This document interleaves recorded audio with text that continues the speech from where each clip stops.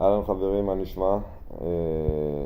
עקב המצב, עקב מה שקורה גם במדינה שלנו, גם בעולם, גם בכלל מרגישים את האווירה באוויר, מה שנקרא. אז צריך בתקופה הזאת באמת להרבות בקריאת הזוהר, אפילו שלא מבינים.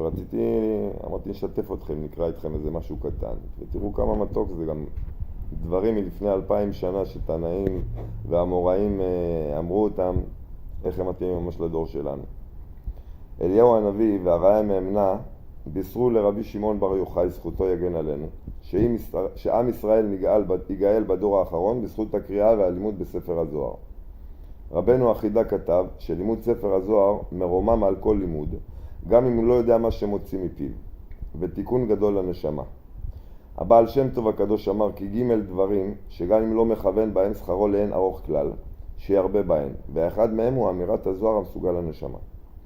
בספר פלא יועץ הוא כתב שלימוד ספר הזוהר נשגב מאוד לתאר ולקדש את הנפש, ואפילו לא יודע מה שאומר, ושוגה בשגיאות הרבה. והוא חשוב לפני הקדוש ברוך הוא, עד כאן לשונו. הרמז כתב כי כל מי שישתדל, ואפילו בקריאה לבד, ואפילו בגמגום, הרי הוא כהוגה, הוא מפרש את השם, שיש בו כוח לעשות ניסים, אפילו בלא ידיעה. עכשיו, פרק קטן יש לנו פה.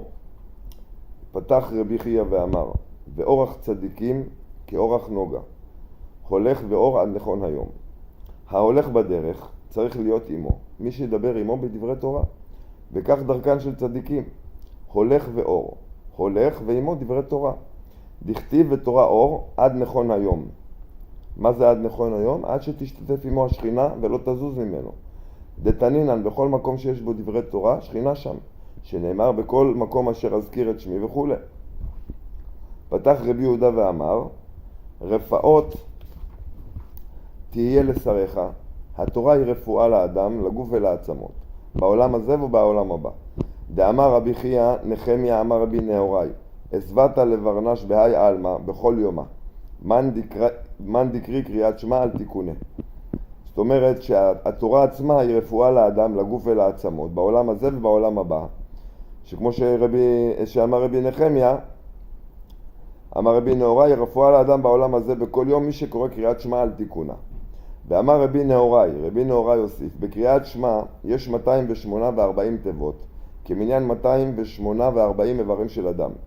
והקורא קריאת שמע כתיקונה, כל איבר ואיבר נוטל תיבה אחת לעצמו, הוא מתרפא בו.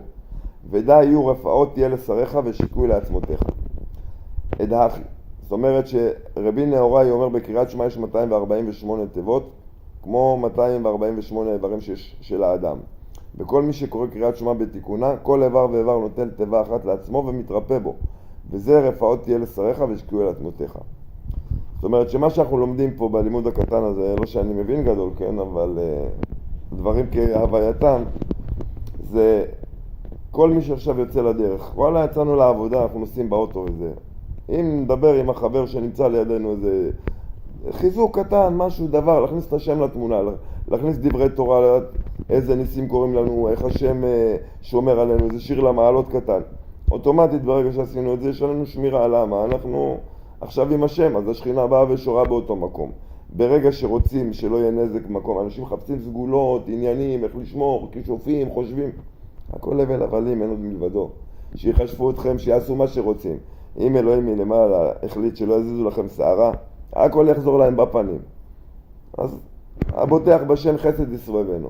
אנחנו צריכים להיות רגועים, להיות עם השם, לשחרר, לדעת שנכנסנו לאוטו, דיברנו דברי תורה, האוטו הזה מקודש. גם אם יעבור טיל של חיזבאללה, הוא יעצר באוויר ולא יפגע באוטו.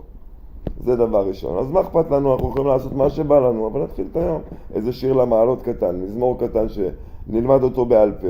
באים, אומרים אותו, אתם יודעים, גם אם אין אף אחד לידך, נכנסת לבד, תגיד איזה משהו, דברי תורה קצת. מעבר לזה, רפואות תהיה לבשריך, כל מי שקורא קריאת שמע. אז במיוחד קריאת שמע על המיטה, שכבר הרבה צדיקים אומרים שמי שרוצה נגד עין הרע, נגד כישופים, אחד הדברים שהוא שורף 1200 ומשהו מזיקים, ושדים וכללות וכל מיני דברים, זה הנושא הזה של הקריאת שמע. מי שקורא קריאת שמע, את כל הקריאה בכוונה, עניין של 5 דקות לפני שאתה הולך לישון, שמירה, לך תדע, ישנת, צריך להיות משהו, יש לך שמירה, וגם אם אתה צריך למות, אז תמות, עלית ישר לשמיים, ישר לגנת, בסוף כולנו נמות. אף אחד לא נשאר חי. צוחק מי שצוחק אחרון. נהיה למעלה בשמיים. היום אנשים יכולים לדבר, לעשות, לחשוב שהם רימו מישהו. האלוהים אי אפשר להסתלבט. אז אני מקווה שנהנתם מהשיעור. אם כן, תנו לייקים, תשתפו, ואז אולי נמשיך עם זה עוד. זה היה ככה, אחרי זה ג'וינט בסבבה וזה בעמוזה. אחלה לילה חברים.